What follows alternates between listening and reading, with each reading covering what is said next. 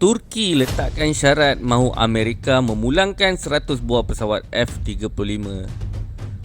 Turki sebagai salah satu negara anggota NATO telah meletakkan syarat sebelum Sweden dan Finland dibenarkan menjadi anggota pertubuhan itu. Apakah syarat yang telah diletakkan Turki itu? Bimbang dengan ancaman Rusia telah membuatkan negara-negara Skandinavia iaitu Sweden dan Finland meninggalkan pendirian berkecualinya dan memohon untuk menjadi anggota North Atlantic Treaty Organization NATO. Walaupun anggota-anggota NATO yang lain nampaknya bersetuju dengan kemasukan Sweden dan Finland ke dalam NATO, tetapi Turki telah meletakkan syarat sebelum bersetuju untuk menerima kedua-dua negara itu. Tanpa persetujuan daripada Ankara, kedua-dua negara Skandinavia itu tidak akan menjadi anggota NATO kerana semua negara anggota perlu bersetuju sebelum sesebuah negara itu menganggotai pertubuhan itu. Pada ketika ini, NATO memiliki 30 negara anggota.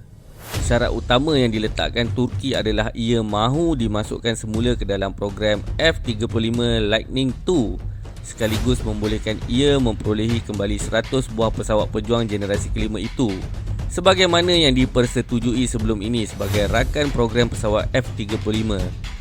Turki sepatutnya memperolehi 100 buah pesawat pejuang. Walau bagaimanapun, tindakannya yang berkeras untuk memperolehi sistem pertahanan udara S-400 daripada Rusia telah membangkitkan kemarahan Amerika Syarikat yang bertindak mengeluarkan Turki daripada program pembangunan pesawat F-35 itu. Washington bimbang Rusia akan menggunakan sistem pertahanan udara S-400 yang dibekalkannya kepada Turki dan diintegrasikan dengan sistem pertahanan udara NATO untuk mengintip maklumat-maklumat sensitif tentang keupayaan pesawat F-35. Turki bukan sahaja sekadar dikeluarkan daripada program pembangunan pesawat F-35, tetapi negara anggota NATO itu juga berhadapan kesukaran untuk memperolehi kit-kit pembangunan untuk pesawat-pesawat F-16 miliknya daripada Amerika Syarikat. Permohonan keanggotaan NATO oleh Sweden dan Finland telah memberikan peluang yang besar kepada Turki untuk tawar-menawar dengan Amerika Syarikat, terutamanya membabitkan pengembalian haknya terhadap pesawat F-35.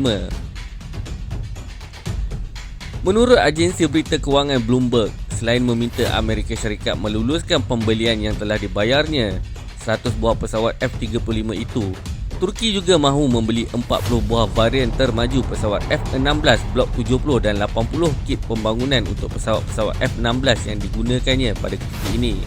Ankara juga mahukan Sweden dan Finland menarik balik sekatan senjata yang dikenakan terhadap Turki apabila ia menceroboh Syria pada tahun 2019.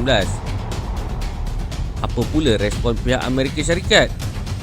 Kabar-kabar angin mengatakan Amerika Syarikat telah bersedia untuk meluluskan pembelian varian terbaru pesawat F-16 Block 70 dan kit pembangunan F-16 kepada Turki, serta Sweden dan Finland juga akan menarik balik sekatan senjata terhadap Ankara. Bagaimana untuk membenarkan Turki memperolehi 100 buah pesawat F-35? Namun, Amerika tetap berkeras mahukan Ankara membuang sistem pertahanan udara S-400 itu atau menghantarnya ke Ukraine untuk digunakan oleh Kiev di dalam konfliknya dengan Rusia. Turki pula yang mengambil sikap berkecuali di dalam konflik Rusia-Ukraine enggan berbuat demikian kerana ia akan menyebabkan hubungannya dengan Moskow tegang sekaligus memusnahkan harapannya untuk menjadi pengantara di dalam konflik itu.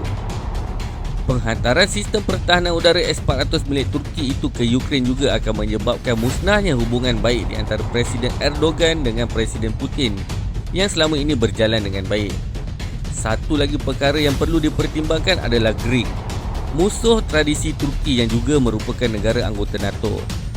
Athens sudah tentu tidak akan bersetuju sekiranya Turki diberikan kebenaran memperolehi pesawat F-35 dan sudah tentu akan membantah kemasukan Sweden dan Finland ke dalam NATO sekiranya ia bermaksud Ankara akan mendapat pesawat generasi kelima buatan Lockheed Martin daripada Amerika Syarikat itu. Walau bagaimanapun, buat masa ini rundingan masih lagi berjalan. Nampak gaya seperti Turki telah berjaya mempengaruhi keputusan Amerika Syarikat.